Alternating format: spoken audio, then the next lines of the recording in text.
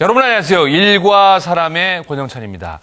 사람에게는 누구나 능력이 있다고 하는데요. 하지만 능력은 긍정적인 생각을 가지고 노력하는 사람과 그렇지 않은 사람과 이 천지 차이가 난다고 합니다.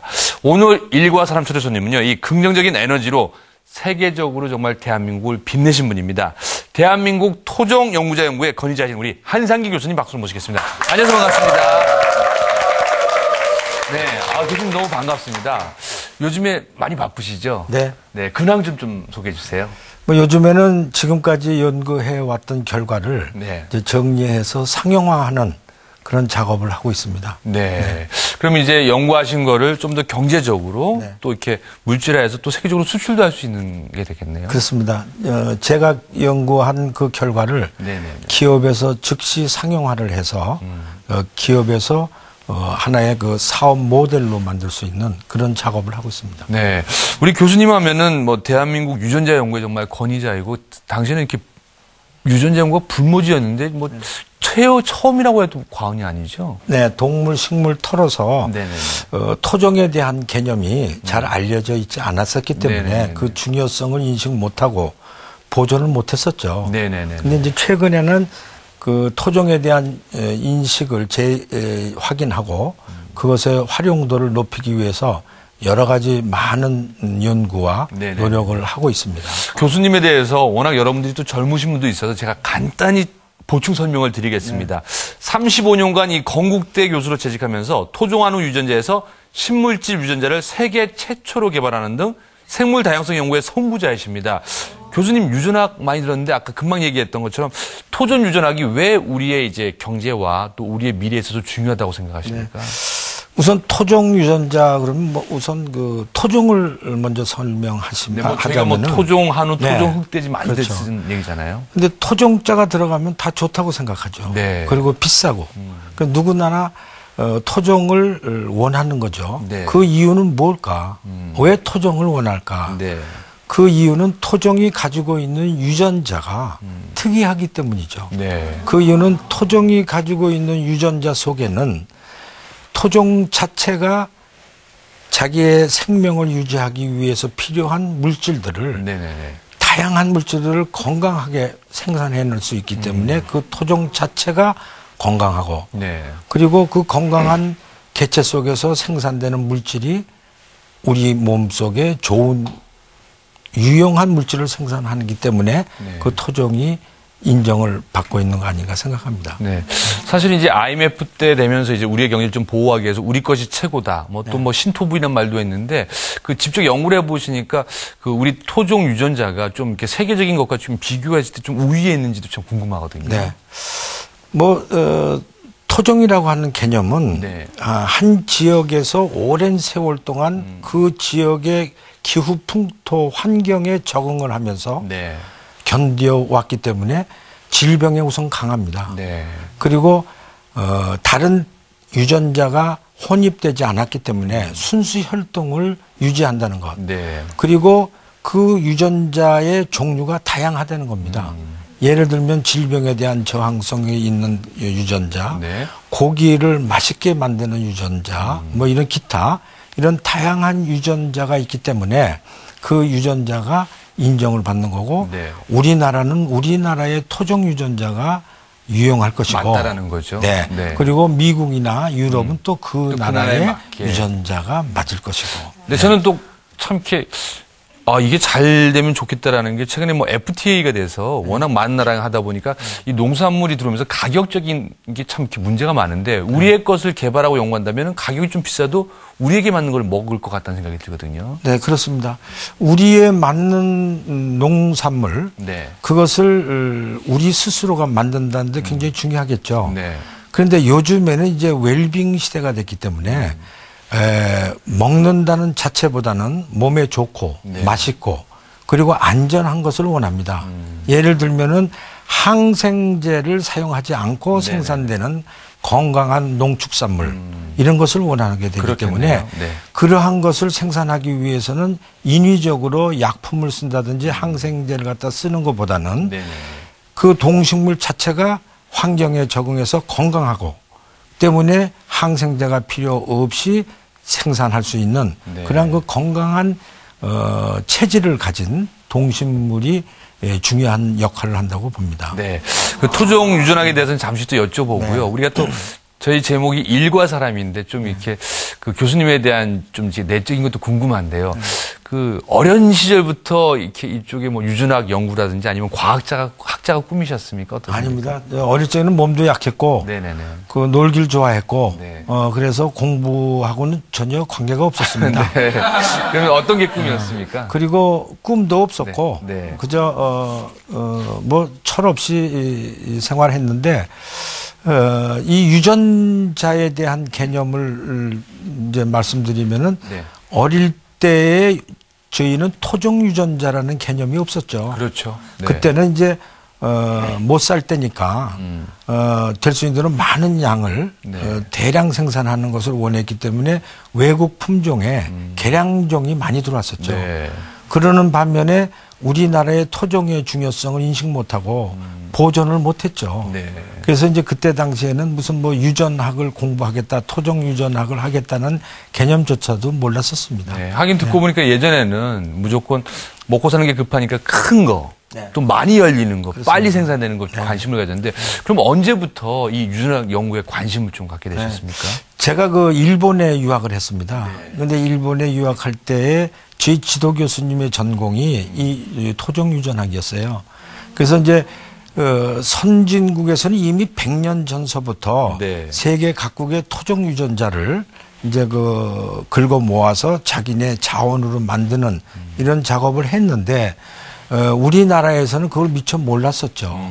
그렇기 때문에 일본에서 저희 지도 교수님이 그 연구를 하는 주축이 되셨기 때문에 네네. 그 밑에서 이것을 배워온 것이 저로서는 굉장히 네. 다양한 일이었다고 생각합니다. 참 이 시대의 변화가 빠르다는 게 교수님 당시에는 뭐 유전학이라는 공부가 뭐 흔치는 않았는데 최근에는 뭐 유전이다 해서 뭐 바이오에서 엄청 큰 사업으로 발전했잖아요. 우리 교수님께서 봤을 때는 그 한 우리나라에 좀 이렇게 영향이 어느 정도라고 좀 생각하십니까? 쉽게 설명을 드리려면은 우리 한우 하나만 봐도 네. 굉장한 세계적으로 인정을 받아야 할 유전 자원입니다. 그 하나만 봐도. 네. 그 이유는 세계에서 고기 맛이 제일 좋다는 일본의 화우. 네. 그것의 선조가 뭐 일종의 우리나라, 와규라고 하는 네, 와규라고 하는 화우죠. 그것이 선조가 우리나라 한우입니다. 아, 그게 우리 거였군요. 예, 예. 네네네네. 그러니 우리 한우가 얼마나 좋은 유전자 혈통이라는 것을 인식하셔야 될 겁니다. 네. 그래서 우리나라의 이런 아주 좋은 유전자를 우리는 앞으로 어떻게 보존하면서 활용하면서 후세에 남겨주느냐 뭐 이러한 연구를 시급히 하여야 되고 네. 거기에 대한 그 관심도 많이 가져야 될 거라고 생각됩니다. 그러면 그 공부를 하시면서 또 연구를 하시면서 워낙 이렇게 불모지였기 때문에 재미난 일도 많았을 것 같은데요. 예. 뭐 재미난 일이라고 말씀드리기보다는 한우 연구를 해서 얻은 업적입니다. 네네네. 이제 제가 일본에서 돌아와서 우리나라에는 어떠한 유전자 자원이 있을까? 네.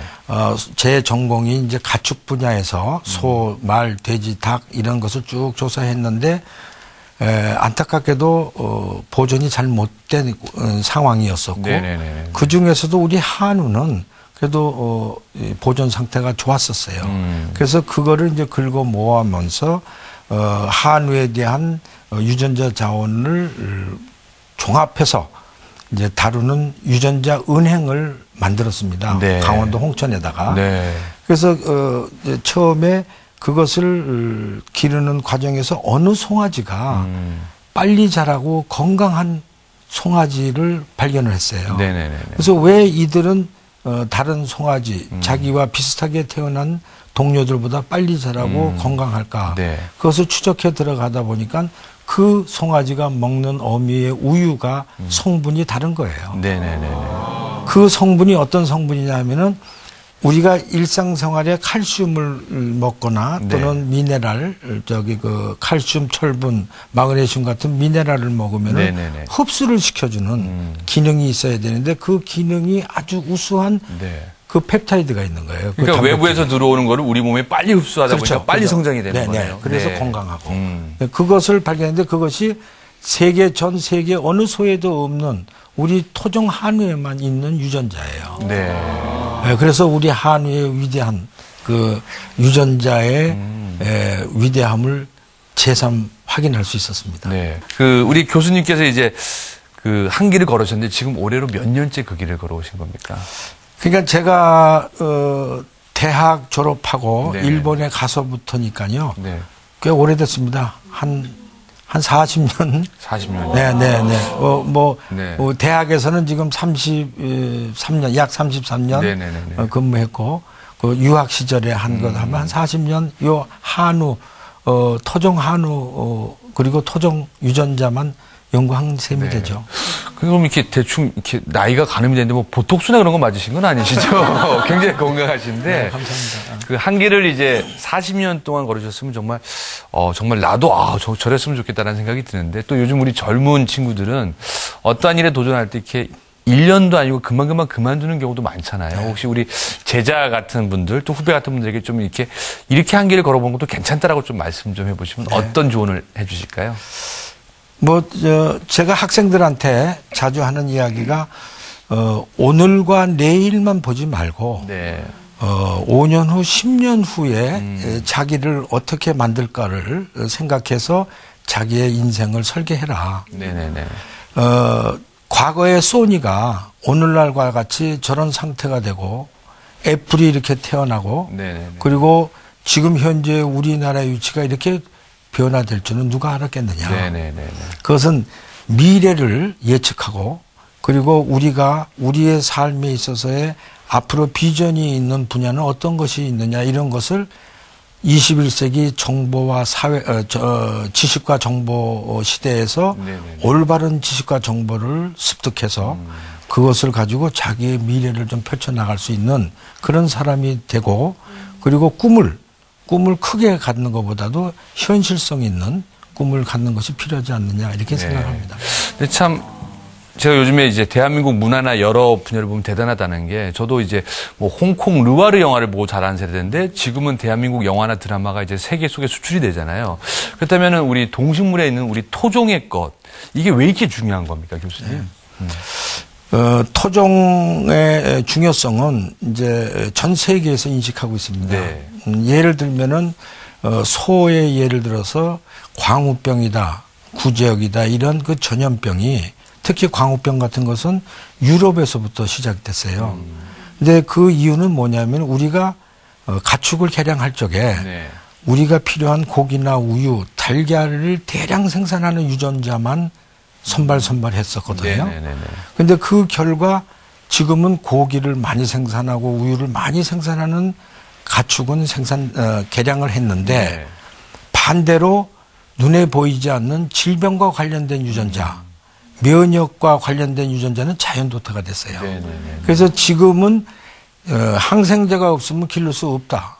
때문에 항생제 오염 남용 문제가 되고, 네네네. 그리고 생산된 축산물, 농산물이 건강하지 못한 뭐 이런 문제점이 제기되고 있어요. 네. 이제는 과거와 같이 축산이 고기나 우유를 생산하는 축산에서 이제는 우유 속에 들어있는 생리활성 물질을 동시에 생산하는 그러한 축산으로 바뀌어야 된다. 네. 이제 그렇게 개념이 바뀌니까 네.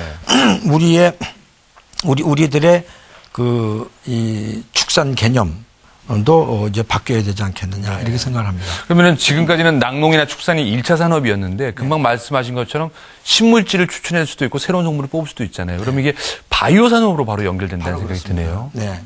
그래서 이제 21세기는 바이오 시대고요. 네네네. 그 바이오 시대의 모든 산업은 바이오 테크놀로지와 연계되지 않으면 발전할 수 없다라고까지 말을 하고 있는데, 네.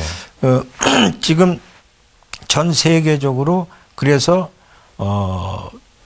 어떠한 토종 유전자든 어떠한 유전자든 유용한 유전자를 서로 찾는 경쟁을 하고 있는 거죠. 네. 그래서 누가 먼저 유용한 유전자를 찾느냐, 그 사람이 그것을 등록을 하면은 그 특허를 그 사람의 것으로 유전자 특허 네. 또는 물질 특허를 받게 되는 거죠. 네. 어찌 보면은 우리나라 삼성전자와 애플이 싸우는 것처럼 우리가 특허를 보유했냐 안 했냐, 그것도 굉장히 그건 소유권이 되겠네요. 엄청납니다. 이제 지금 말씀하신 대로 미래는 지금까지는 유전 자원 그러면 석유 자원인데 네네네네. 앞으로는 유전자 자원 그래서 생명체가 가지고 있는 유전자 자원이 이제는 경쟁 시대가 유전자 자원의 경쟁 시대가 이제 열려주는 것이죠. 네.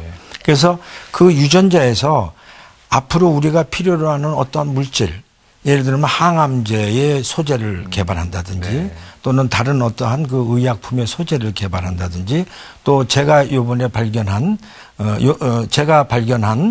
그 한우에서 칼슘이나 마그네슘 같은 미네랄의 흡수를 돕는 이러한 생리활성 물질 네. 이런 것을 개발한다는 그러한 의미에서 굉장히 바이오 시대의 자산이라고 평가할 수가 있겠죠. 네. 교수님, 금방 말씀하신 그 여러 가지 외부에서 들어오는 거를 저희가 섭취를 하더라도 이게 소화를 흡수가 안 되면 다 필요가 없잖아요. 네. 근데 그 얘기를 좀 더 듣고 싶거든요. 네네. 어떤 건지 그게? 지금 요 전번 달에 미국에서 네네네. 미국 예방의학위원회에서 이러한 발표를 했습니다. 지금까지 칼슘 보충제, 네. 그 칼슘 보충제를 비타민 D하고 같이 섭취를 같이 해야지 들어있어서 섭취를 하죠. 네. 네. 그래야지 골다공증을 예방할 수 있다라고 했는데 네. 그렇지 않다라고 하는 발표를 했어요. 아. 이제는 칼슘 보충제를 따로 섭취하면 오히려 몸에 나쁘다는 거예요. 심장, 네. 혈관에 영향을 준다는 거죠. 칼슘을 너무 많이 섭취하면 그것이 축적이 돼서 혈관 내에 그래서 오히려 안 좋다는 거예요. 그래서 어떤 방법으로 그러면은 칼슘을 섭취해야 되느냐? 일상생활에서 섭취하는 음식물, 그 음식물에 들어있는 칼슘을 효율성 있게 섭취하는 것. 네. 그 방법이 가장 좋다는 것이죠. 근데 그게 쉽지가 않잖아요. 네. 그런데 그 방법이 세계적으로 그것을 흡수하는 방법이 아직은 발견되지 못했어요. 네네네네. 다행히도 제가 발견한 그 신물질 CPPH라고 하는 것, 네네네. 한우에서 발견한 그 물질이 어떤 역할을 하느냐 하면은 칼슘이 인체에 들어가면은 칼슘이 다른 물질과 결합이 돼서 분자가 커지면은 흡수가 안 되는 거잖아요. 네네네. 근데 이 물질이 칼슘과 결합을 하게 되면은 칼슘이 다른 물질과 결합을 안 해서 그 분자량이 크지 않고 네네네. 흡수되기 좋은 그 상태로 유지되기 때문에 네. 아주 이상적인 그리고 자연적인 방법에 의해서 흡수시키는 거죠. 네.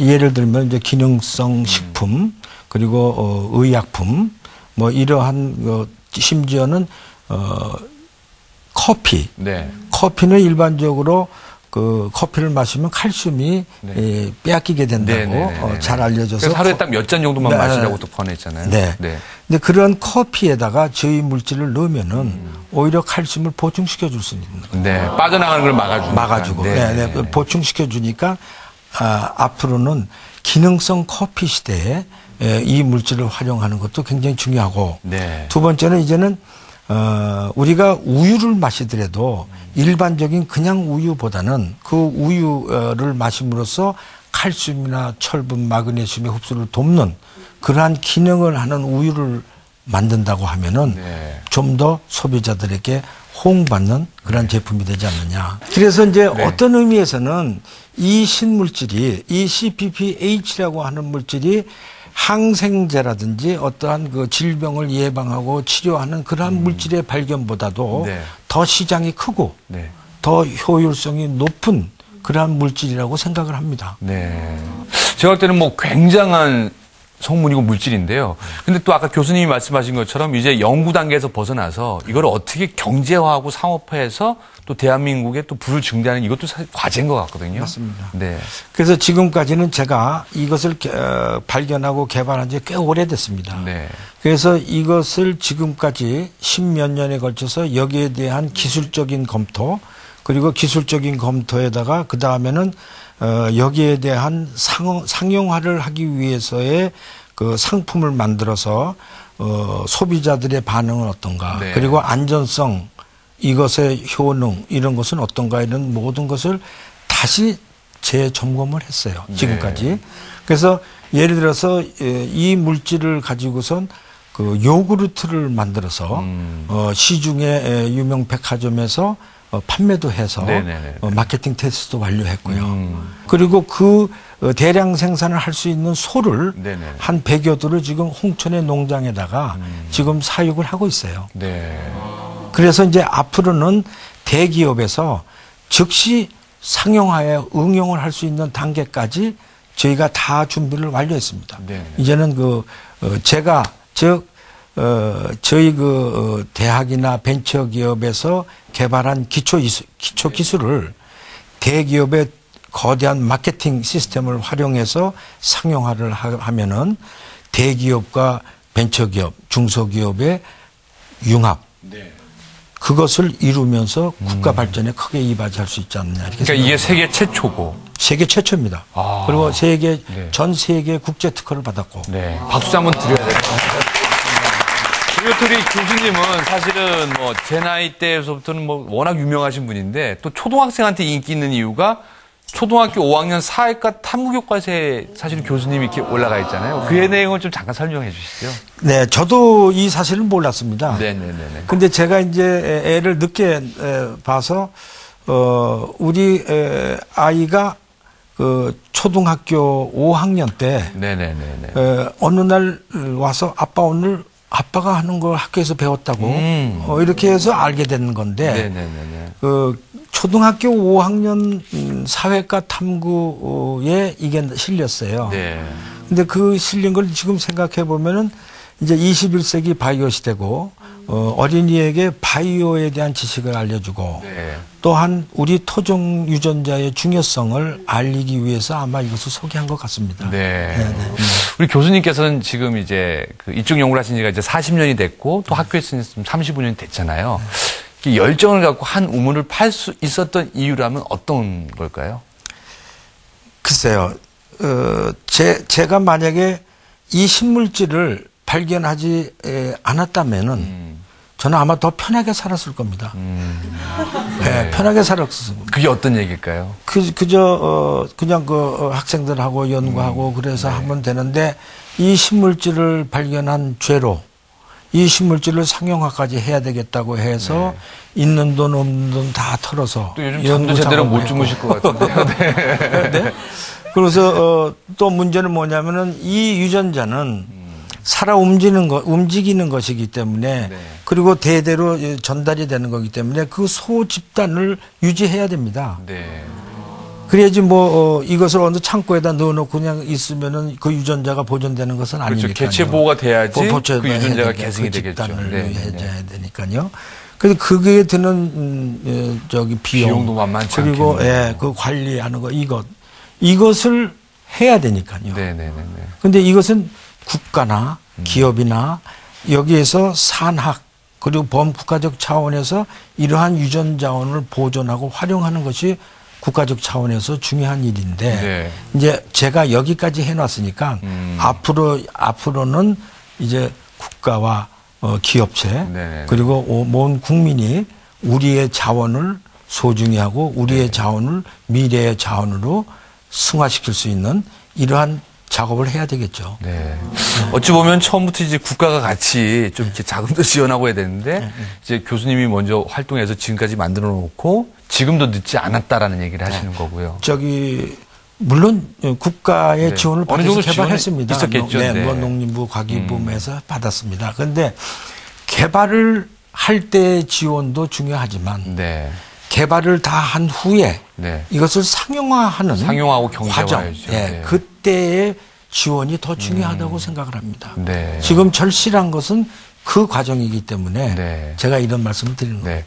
우리 교수님께서 바라보시니까 또 한쪽에 계속 일을 하시고 지금 이제 상용화 단계 또 여러 가지를 또 신경 쓰시잖아요. 그러면은 왜 우리의 토종 동식물이 보호가 돼야 되고 사실은 우리가 최근에 좋으면은 다른 나라 것도 괜찮잖아요 하시는 분도 많잖아요. 무한 경쟁 시대다 보니까. 근데 왜 우리의 토종 동식물에 대한 유전자가 이렇게 중요하다는 걸 다시 한번 좀 강조해 주시죠. 우리의 토종은 우리의 역사와 우리의 민족과 우리의 문화와 같이 해온 유전자입니다. 그래서 그 유전자의 뜻이 있다고 생각합니다. 그것은 우리나라에 뿐만이 아니고 각기 고유의 다른 나라에도 그런 것이 있을 겁니다.